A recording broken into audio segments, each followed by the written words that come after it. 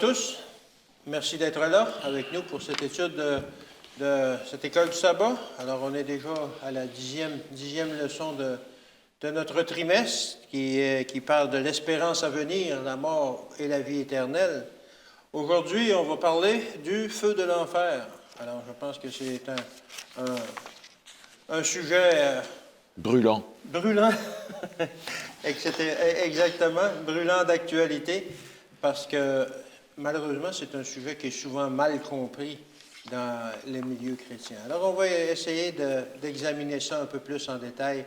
Avec l'aide de ceux qui vont m'assister pour cette leçon, on a Paul, notre pasteur, Paul Scalier. Bonjour. Et on a Jairo Arenas. Bonjour. Merci beaucoup.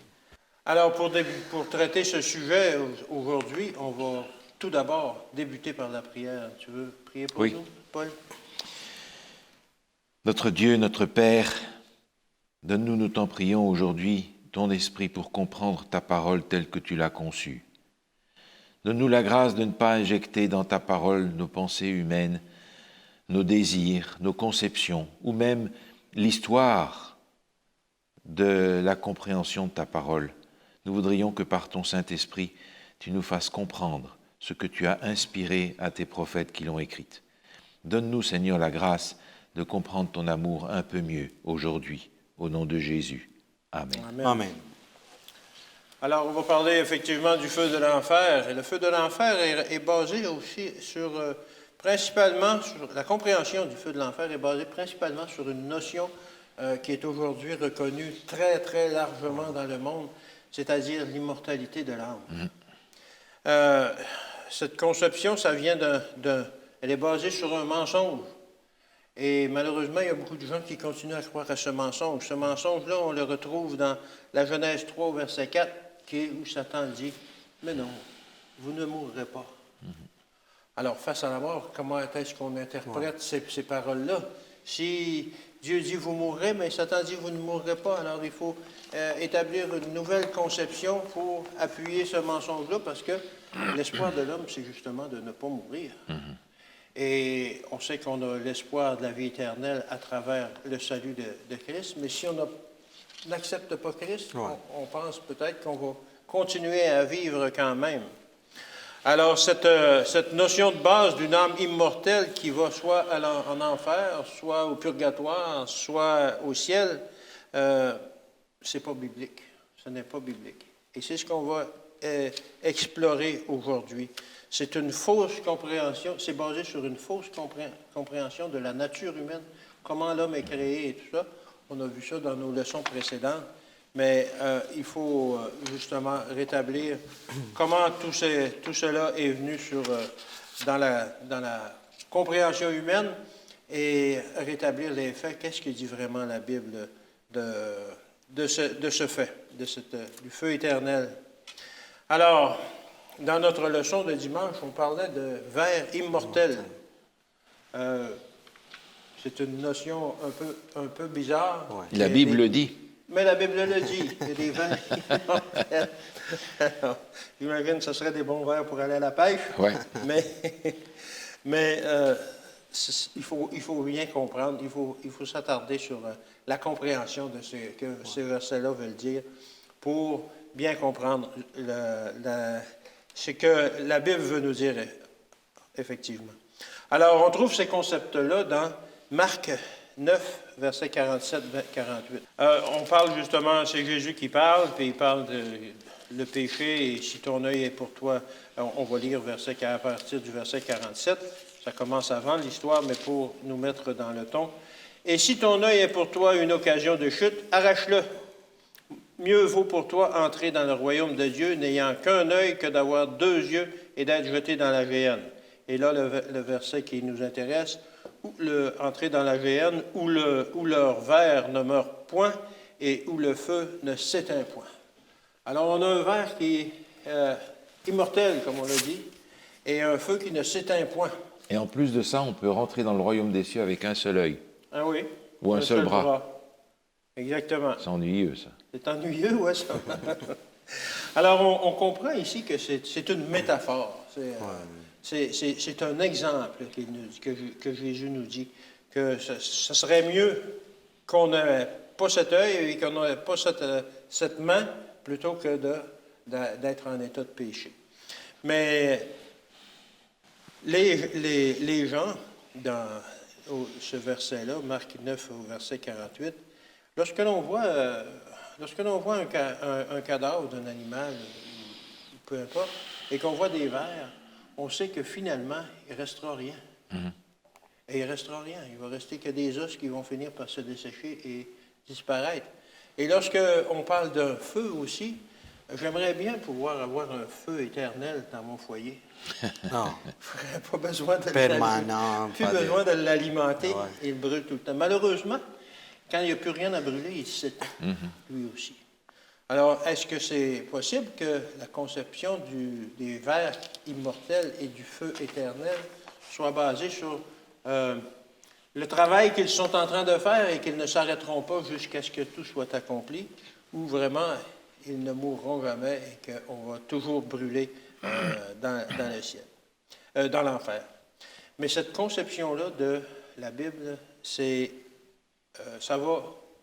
conception-là de la mort va contre la conception que la Bible nous dit de la mort, qui est une mort inconsciente. On n'a pas conscience. Il y a plusieurs versets qui nous parlent de ça. On peut penser à Psaume 115, verset 17, qui nous dit « Ce ne sont pas les morts qui célèbrent l'Éternel. » Autrement dit, ils ne savent pas rien, ils n'ont pas connaissance, ils ne peuvent pas... Et on peut penser aussi à l'Ecclésiaste 9, au verset 5, qui disent « Tout simplement, les morts ne savent rien. » Ils n'ont pas connaissance, ils ne savent rien de ce qui se passe sur la terre, ils ne savent rien de ce qui se passe autour d'eux, ils sont inconscients. Alors ça, c'est la notion biblique de la mort, que c'est un sommeil.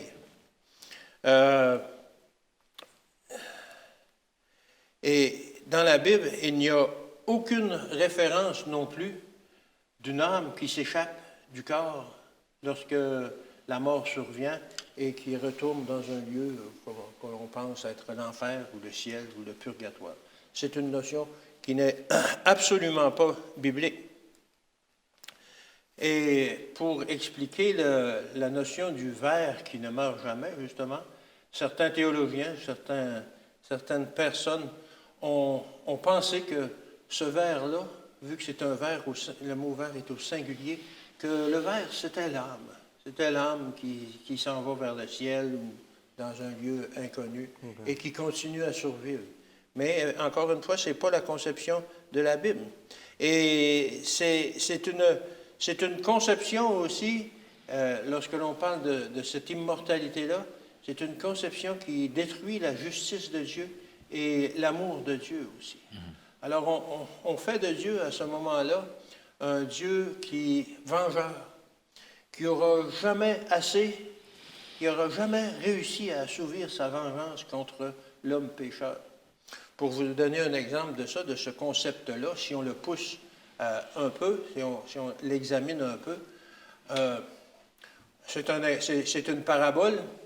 C'est une parabole. On peut penser que, il y a des âmes qui brûlent dans l'enfer, dans le feu éternel, comme les gens le pensent.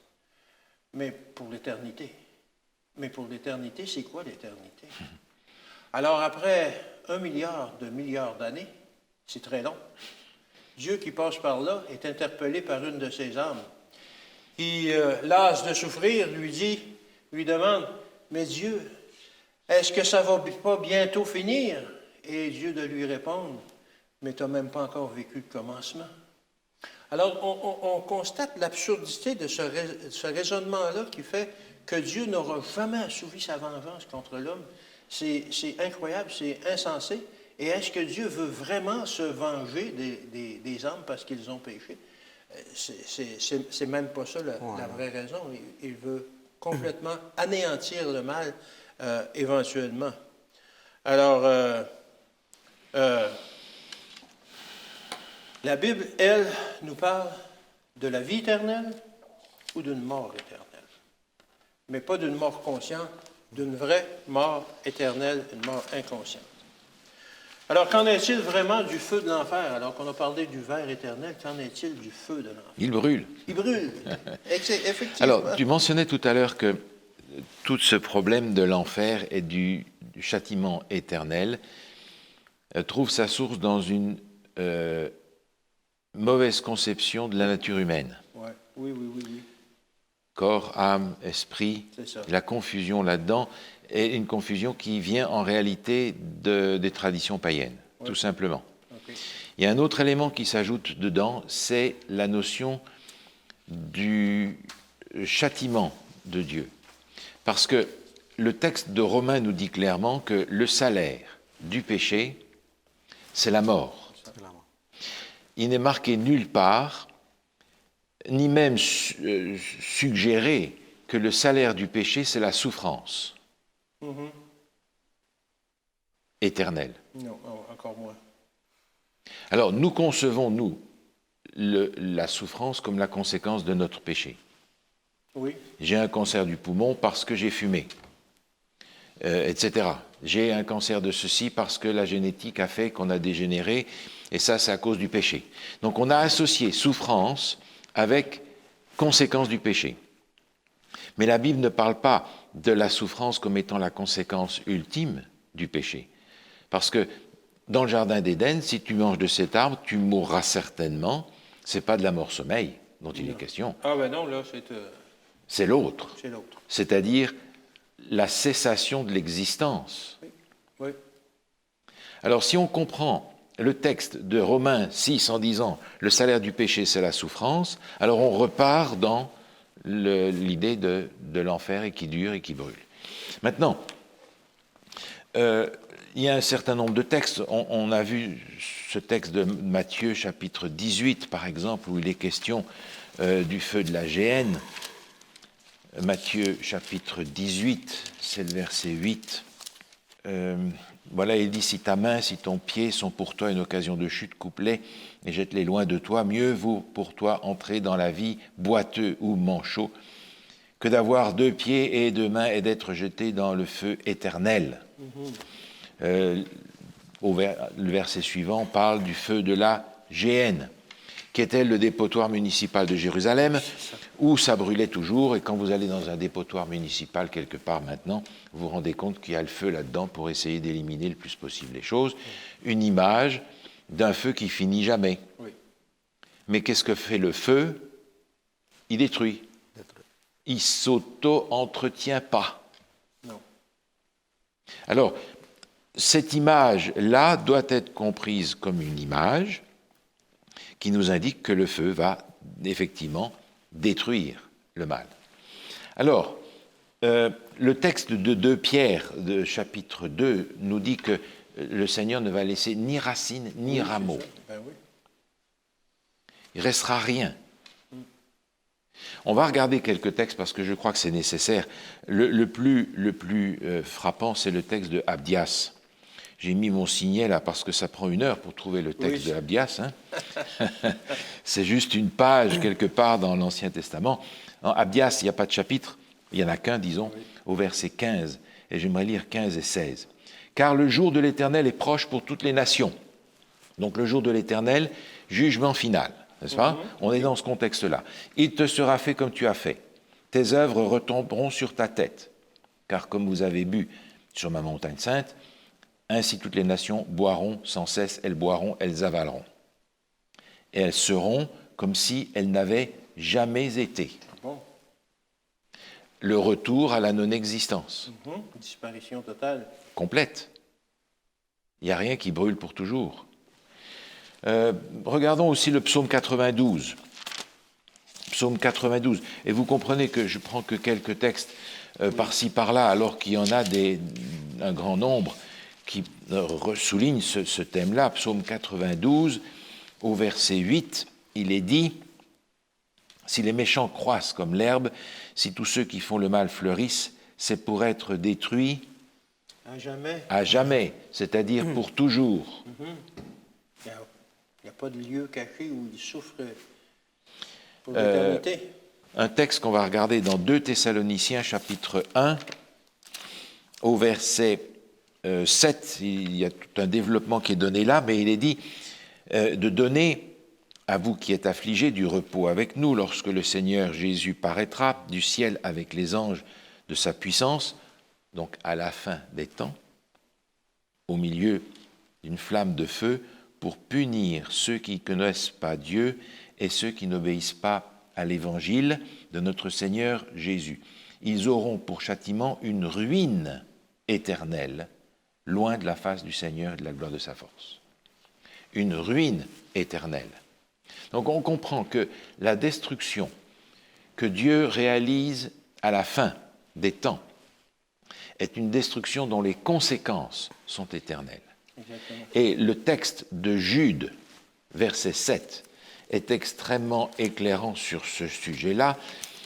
Il est question, dans Jude, verset 7, de la destruction de Sodome et Gomorrhe, qui sont présentés comme étant un type, un prototype, une image à l'avance de la destruction finale. Et il est dit au verset 7, il est question donc de Sodome et Gomorrhe et des villes voisines qui se livrèrent comme eux à la débauche et à des vices contre nature, sont donnés en exemple, subissant la peine d'un feu éternel. Alors, où se trouve Sodome et Gomorrhe aujourd'hui? Si je ne me trompe pas, dans la mer... Quelque part sous la mer morte. Oui. Ce qui montre bien que Dieu a scellé cette destruction en mettant la mer morte dessus, pour bien faire comprendre que la destruction sera permanente. À la fin, la destruction des méchants sera permanente, pour toujours. Pas de conscience. Alors, on a ici un problème, parce que si on considère que les méchants doivent être punis pendant l'éternité pour des fautes qu'ils ont commises pendant au maximum de 100 ans, il y a une sorte de disproportion là. On parle de l'amour et de la justice de Dieu, mais comment est-ce qu'on réconcilie ça? C'est ça.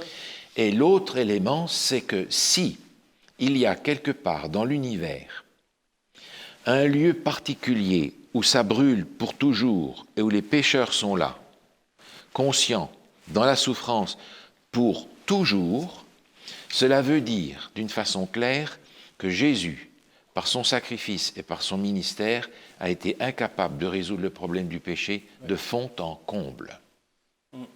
Il n'a pas été capable de résoudre le problème du péché. La preuve, c'est qu'il y a là quelque part encore des gens qui sont des pécheurs, je veux dire à vie, à éternité. Mais ils continuent à pécher.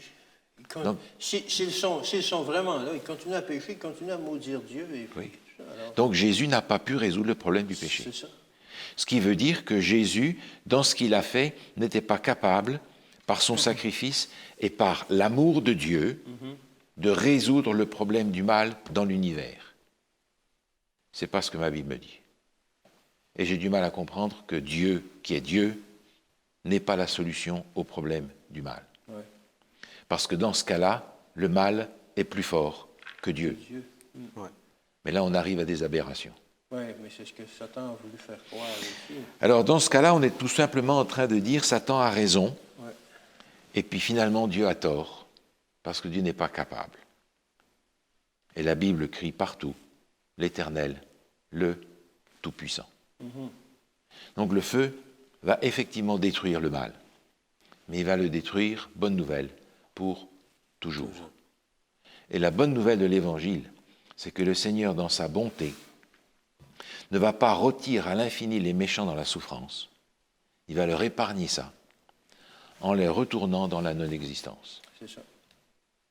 Et en plus de ça, on a une promesse dans Ésaïe, où il nous est dit que quand le dossier du péché sera résolu, Dieu va appuyer sur le bouton « delete », effacer. Le dossier sera clos et il enlèvera de notre souvenir toute cette parenthèse de péché et de souffrance. Mais si Dieu enlève ces souvenirs-là,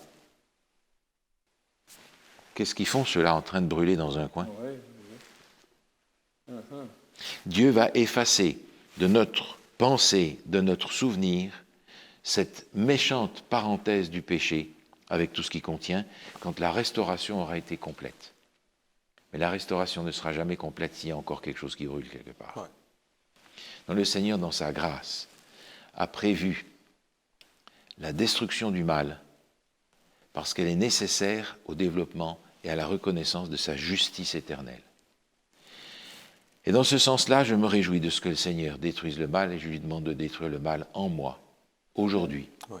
pour qu'il puisse me donner la vie éternelle. Et pour toujours. Amen. Amen. Merci. Dans la poursuite de notre étude, on peut se demander peut-être qu'on n'est pas assez parfait pour aller au ciel et peut-être qu'il y a des saints qui sont au purgatoire maintenant. Oui, dans la journée de mardi, on trouve quelque chose que ça vient de l'histoire, ça fait longtemps, d'un endroit où les gens qui sont bons, mais ils ne sont pas 100% bons, après qu'ils sont morts, ils restent là qu'ils l'ont appelé le purgatoire. Excusez-moi.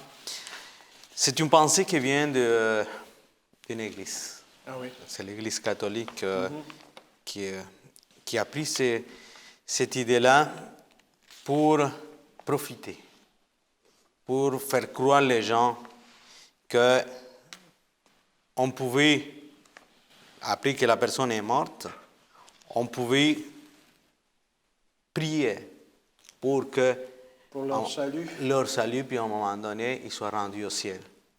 C'est une conception très difficile aujourd'hui, surtout sur les catholiques plus pratiquants, les gens qui croient vraiment dans ça, de le faire comprendre que ces conceptions-là, ces concepts-là, ils vont contre les choses qui dit la parole de Dieu. Alors, c'est à cause de cela qu'on doit lire aujourd'hui, on va lire Ecclésiaste 9, verset 10, et pour qu'on puisse apprendre qu'est-ce que la Bible nous dit par rapport à cela. Alors, tout ce que ta main trouve à faire avec ta force, fais-le, car il n'y a ni œuvre, ni pensée, ni science, ni sagesse dans le séjour des morts où tu vas. Alors, c'est simple. C'est terminé. Ça part par elle-même. Il n'y a pas d'autres concepts différents qu'on peut sortir de là. Mais on pourrait aussi lire Hébreux 9, 27. Et comme il est réservé aux hommes de mourir une seule fois, après quoi vient le jugement.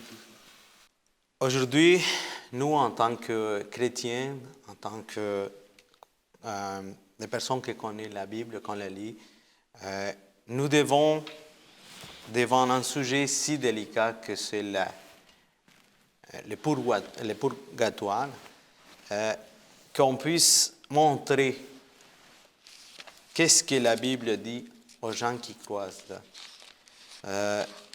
Je sais qu'au début, ça va être difficile pour ces gens-là de croire parce qu'ils ont toujours un espoir. C'est avec notre sentiment que l'ennemi joue pour qu'il puisse faire toutes ces choses-là pour détourner la vérité de Dieu. Et en fait, si le purgatoire existe, on n'a pas besoin de se sanctifier aujourd'hui. On va passer quelques années au purgatoire où le feu chauffe probablement un peu moins.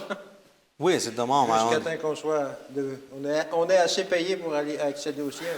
On dirait, regarde, moi, je vais être bon jusqu'à, mettons, 50%, 60%, puis le reste, je vais le laisser aux autres pour qu'ils prient pour moi, puis je peux me rendre au ciel. C'est ça. Mais si ça ne va pas, il y a des gens qui peuvent payer pour que tu sortes du purgatoire. C'était une aberration totale. Donc, Les ventes d'indulgence. c'est pour les riches. Oui, c'est pour les riches. Alors, qu'est-ce qu'on fait avec un pauvre qui On le laisse brûler. lui... Il va faire tout son temps. Et puis, on peut vraiment trouver dans la Bible plusieurs versets que ça peut vraiment que comme si l'idée du purgatoire, c'est pas vrai. C'est quelque chose qui a été créé par Satan en utilisant des êtres humains, que c'est vraiment cela. Alors, nous devons vraiment faire attention que toutes les choses qui, même on entend parler, on doit toujours venir vérifier avec la parole de Dieu. Il y a une chose, c'est qu'aujourd'hui, on est plus éduqué, mais on lit moins. on va aller chercher moins la parole, la source. Des fois, on trouve des gens qui vont croire aux choses qui se disent sur Internet. Ok, je ne sais pas, des fois, il y a des idées qui sortent sur Facebook là, ou des choses comme ça. Et puis, ils croient fermement à ça. Oui. Juste pour qu'ils l'ont lu sur une part, à quelque part, puis c'est la vérité. Mais ça, c'est très dangereux. Alors, nous, en tant que chrétiens, nous, en tant que personnes qui connaissons la parole de Dieu, on doit continuer à lire la Bible, puis la partager aux gens, puis leur montrer la vérité. Parce que sinon, même nous, on peut se faire tromper. On risque d'accepter toutes sortes de fables. Exactement. Alors là, il n'y a pas de feu éternel, il n'y a pas de purgatoire. Non. Peut-être qu'il y a un paradis où des âmes désincarnées sont en attente, ou je ne sais pas. Tu peux nous parler de quelque chose? Alors, on a effectivement dans le texte biblique l'indication qu'un certain nombre de personnes sont au ciel. On le sait par exemple d'Enoch. Oui. Il nous est dit, puis Dieu le prit. On a l'exemple de Élie, qui a été emporté sur un char de feu. On a l'exemple de Moïse, Oui. qui a été ressuscité. Le livre de Jude nous en parle. On a aussi ceux qui sont ressuscités au moment de la résurrection de Jésus, Oui. et qui ont été comme le trophée de sa résurrection. Mais on n'a pas d'indication qu'il y a des gens qui montent au ciel d'une façon systématique au moment où ils meurent. Ouais.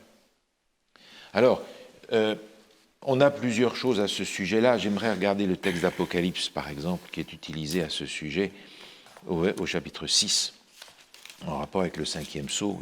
Il est dit dans Apocalypse chapitre 6, verset 9, « Quand il ouvrit le 5e sceau, je vis sous l'autel les âmes de ceux qui avaient été immolés à cause de la parole de Dieu, à cause du témoignage qu'ils avaient rendu. Ils crièrent d'une voix forte en disant « Jusqu'à quand, Maître saint et véritable, tarderas-tu à juger et à tirer vengeance de notre sang sur les habitants de la terre ?» Donc le texte met ici en scène des âmes qui parlent, Qui ont déjà été immolés, qui sont mortes. qui sont morts. Alors on sait par ailleurs que l'être humain n'a pas une âme, qu'il est une âme. Mais ici, on reprend une image qui se trouve dans la Genèse. Les âmes sous l'autel, leur sang crie. On a la même chose dans Genèse avec le sang d'Abel. Et Dieu dit, le sang d'Abel, ton frère, crie de la terre jusqu'à moi. Vous avez déjà entendu du sang qui crie, vous? Non. Non. Mais le sang, la mort de quelqu'un, demande que justice soit faite quelque part. Alors, c'est là que cette justice est criante. C'est là que cette justice doit être faite à un moment, parce qu'il y a des gens qui ont accepté Jésus comme leur sauveur, qui sont cachés en Jésus-Christ, qui ont accepté ce que Jésus a fait pour eux, et ils ont été mis à mort. Il va falloir que quelque chose se passe pour ces gens-là. Le texte nous dit, verset 11, « Une robe blanche leur fut donnée à chacun d'eux.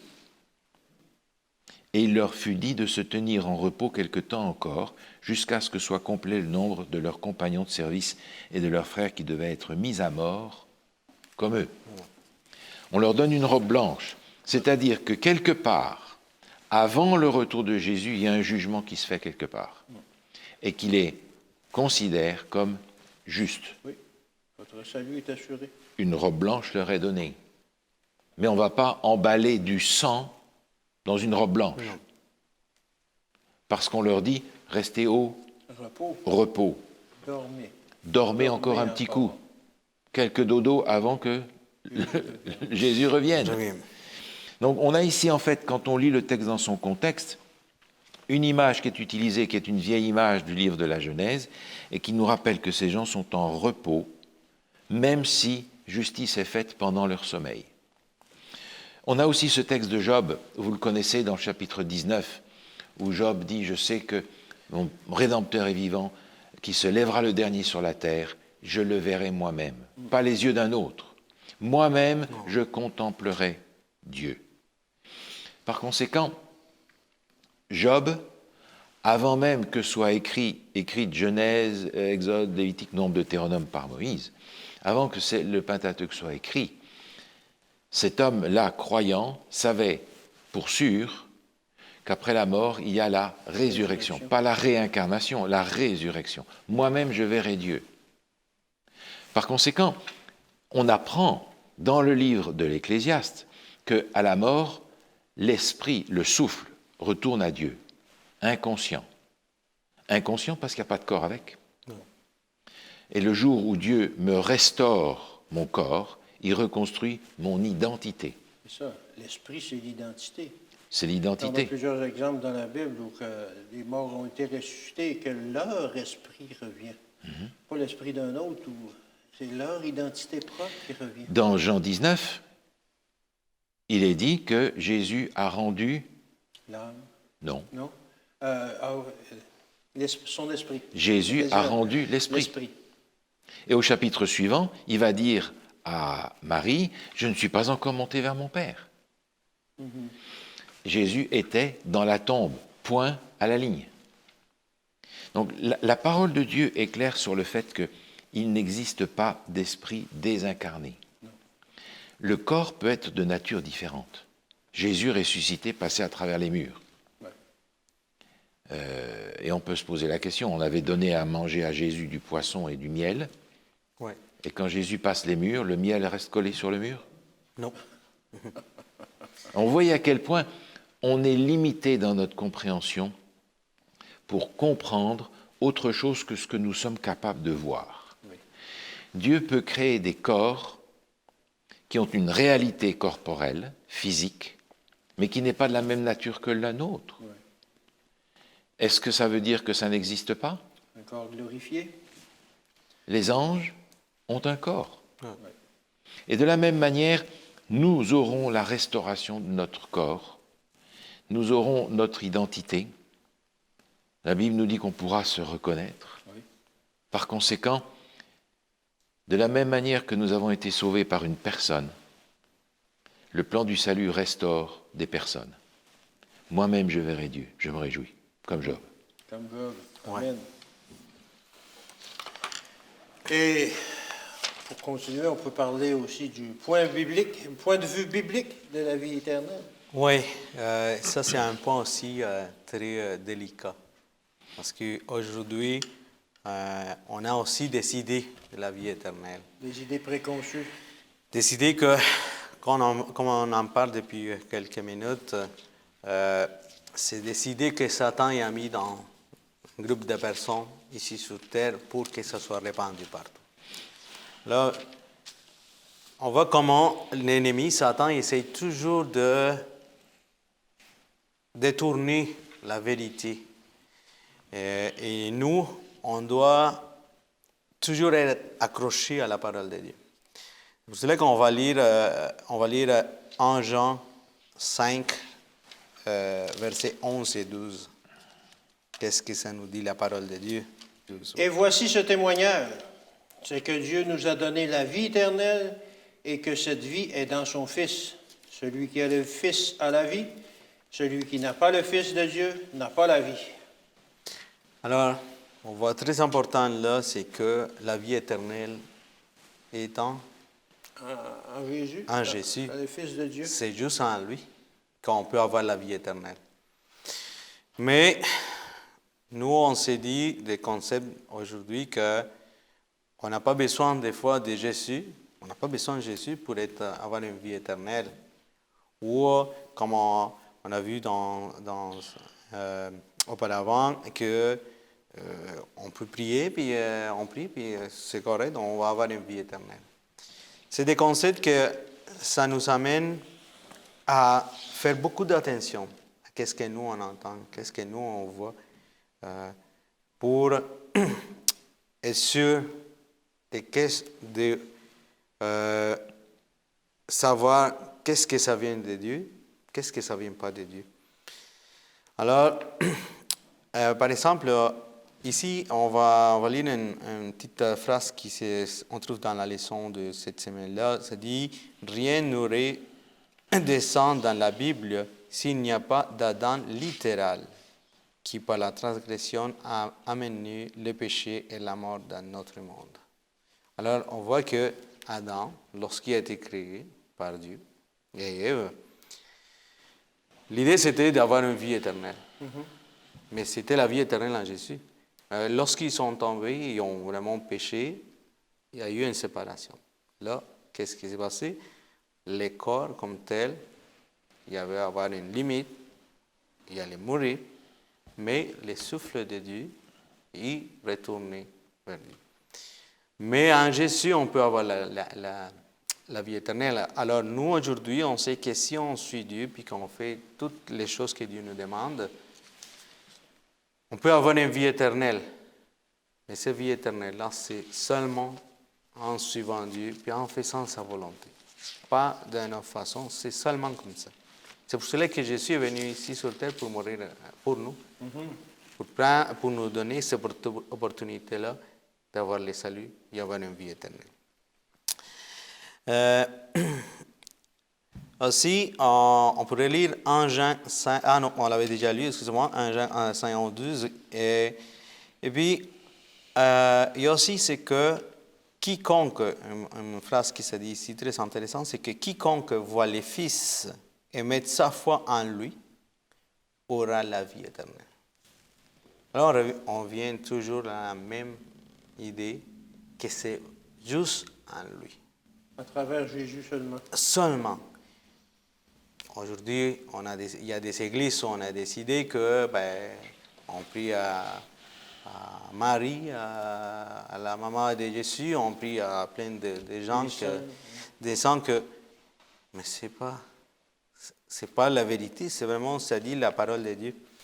Alors, nous devons prier, nous devons continuer à demander à Dieu d'être accroché à lui, de toujours venir chercher dans la parole de Dieu la vérité, la seule vérité qui existe, puis qui existera jusqu'à la fin, pour qu'on puisse avoir une vie éternelle. Merci, Jairo. Alors, comme vous le voyez, peut-être qu'on détruit quelques mythes aujourd'hui. Alors, on peut appeler ça des mythes parce que ce ne sont pas des choses qui sont basées sur la parole de Dieu. Alors, on vous invite à chercher, encore une fois, dans la Bible continuellement pour découvrir la vérité, cette vérité-là qui n'est pas cachée, est disponible dans la Bible. Alors, on vous souhaite de continuer cette recherche afin de grandir en Jésus. Mais pour terminer, on va terminer par une prière comme il se doit. Jairo, tu veux prier pour nous? Oui, prions. Notre Père, notre Dieu, nous te remercions parce que tu nous as laissé ta parole, la seule vérité, le seul endroit où on peut trouver qu'est-ce qui est vrai et qu'est-ce qui n'est pas vrai.